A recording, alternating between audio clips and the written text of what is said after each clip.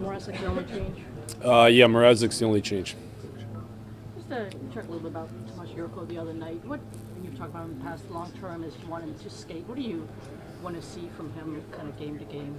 Well, I think just that. I think when Yerkes is the most effective is when he's using his speed. He can skate really well for a guy that's 6'2". When he's tenacious on the puck, both from a forecheck standpoint, from a tracking standpoint, that's when I think he's at his best. He's got real good hands. He's got ability to score goals. When he gets pucks in the O zone, he can make real good passes and he can score. So, but in order to get those pucks, he's got to make sure his skating on the puck is really good. We talk a lot about stopping at the net, and that's exactly what he did the last game to get that goal. I mean, how important is it for him to provide in the few minutes that he plays just to make an impact there?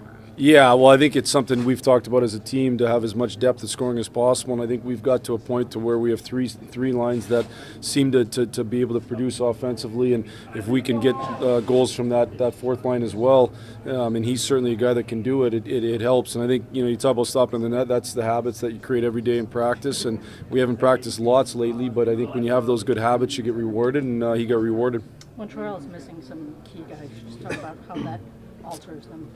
Well, I guess I'd let them talk about that. I mean, for us, we just focus on ourselves, and obviously we still think they're a really good hockey team. I watched them play last night. I thought for 2 periods they controlled lots of the games, had lots of opportunity to maybe make it 2-0, 3-0. Rask was real good, and then the game kind of just went away from them at the end. But we know they're a really good hockey team, and we're going to focus on us playing as well as we possibly can every single night to give us our best chance to win. For similarities in the way they're set up, they have depth in scoring, active defense, a lot of kind of what you're doing. Yeah, we are probably similar in our quickness too. I think when we're playing our best, we're a pretty quick, fast team. We transition pretty fast. I think when they're playing their best, they're a quick, fast team. Their D are very involved. Their D are a little more active from a shooting sense. Our D have been a little more active from a motion sense, but both are very, very. I think both D cores can provide offense, and and I also think they're structurally really good. They make it hard to get to their net. They don't give up lots. They've had obviously real good goaltending, but I think part of that is the structure with which they play. Before the season started, did you expect a contribution and consistency like that from Larkin? I think that's one of those things. It's impossible to know until you're in it. I knew having had Dylan last year in the playoffs in the American League, I knew that he had some special qualities about him. He's somebody who is a confident young guy, and I think in order to be young and successful in this league, you have to have an inner confidence, a real true confidence, not a fake bravado. And he's got that. To what level he was going to produce, I don't know that you could predict that. I don't spend much time on that, but what I did know is his approach was going to give him his best chance to succeed. It's pretty new to have a 19 years old player for the Detroit Red Wings. Mm-hmm. Yeah, and I think that says a couple things. One, it says that we've had a good team here for a long time, and it's not easy to crack the lineup. And but two, it also says again, I think he's got a pretty special inner drive. I think he's got a special confidence to him where it's allowed him to come in and have success. You have to have opportunity, but I thought, I gave him the opportunity to earn the spot in training camp. I played him against a lot of the other best players in the league. He played against Malkin. He played against Bergeron. He played against Taves, and he seemed to pass the test. He's one of those guys that's passed it at every level, at every different situation. Maturity, too.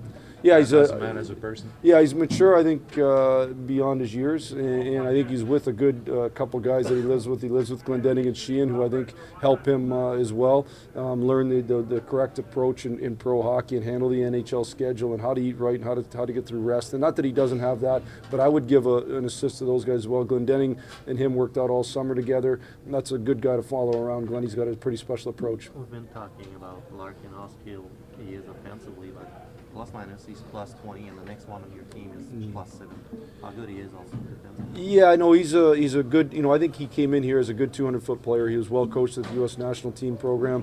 He was well coached at University of Michigan. So I think he had good defensive habits coming in. I also think he's got the quickness and tenacity on the puck that even when he makes mistakes defensively, which he does, and we're working together to help eliminate those mistakes, he still is able to make lots of plays on the puck. So those guys with that ability to be that fast and that quick on the puck seem to be able to make up for mistakes, and he has. And he's obviously been on the ice for lots of goals for and not many against. With Yurko, one of the things, he's still quite young. I think maybe sometimes people forget because he's been around here for a while. How important is patience with?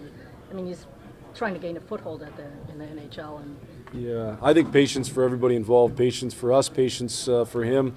I think I think him and I've talked lots about the mental toughness that it's needed to overcome adversity and the adversity of not playing and not getting the opportunities that he wants. Yurko is still young.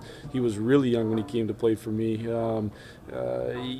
was a lot of his peers had played that year at junior. Just because of his age, he had to leave junior. So we're very aware of that. We want to have patience with him. We think there's a lot to his package. With that said, he also has to, every time he gets a chance, grab as many grab the spot and grab those opportunities. And he did that the other night by scoring.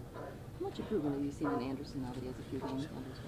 I just think every game he's going to keep getting better. I think it's real hard when you haven't played for a long time, especially when the team stops practicing much, and we haven't been able to practice much because of our schedule's been every other day. So then it makes it really hard. The beginning of the year is a little different when you're not playing, but yet you're practicing hard every day. We haven't practiced very much lately, so when you're not in the lineup, it's hard to replicate. So I think he'll just continue to get better and better and get real comfortable back on the penalty kill. And he's got to be a great killer for us. He's got to win lots of faceoffs for us when he's on the penalty kill as well. With you guys scoring points in 11 straight games, can you just talk about your satisfaction with how you guys have progressed as a team? I know you're never satisfied. Yeah, well, I guess it go twofold. One, I think we've grown as a hockey team. I think that's real important. I think you got to be better game 82 than you are game 1. You better keep getting better throughout the season. That's a real focus of ours. If you're not, you'll get left behind for sure. The other than that, I mean, I look at the standings and they're tight as can be. We're in our, we judge ourselves, as you know, on segments, and we need at least a point here in the next couple to be a playoff team this segment. We want to keep going. So I think we've grown as a hockey team. I like that. This league is relentless, and we better continue to grow or we'll get left behind. Jeff, what are the challenges with not getting enough practice time? I mean, I see the schedule is what it is. You need the rest, but what are the challenges when you don't get to practice? Well, I think it's a decision process, too, on my end to decide between rest and mental freshness, especially this time of year in practice. And, and that's sometimes you make the right decision, sometimes you don't. The challenge is if you lose your structure in your game and some of those little habits. I believe in habits. I believe in daily details, and you can lose some of those when you're not practicing. So we've had to weigh that. In our practices, we've done some routing drills, things where, we're doing the same thing over and over again, so at least it keeps those habits in good form. Fans get real excited about the original 6 matchups. Can you tell the difference in the arenas when a team like Montreal or Toronto is there? Well, I think the original 6 matchups are obviously special, and the Montreal Canadiens are special. It's a special organization, as we think ours is as well.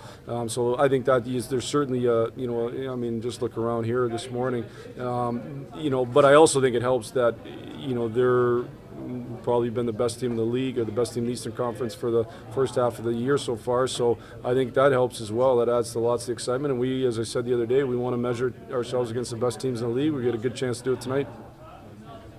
Thanks for Thank you. Thanks, Carl. Thanks. my boss.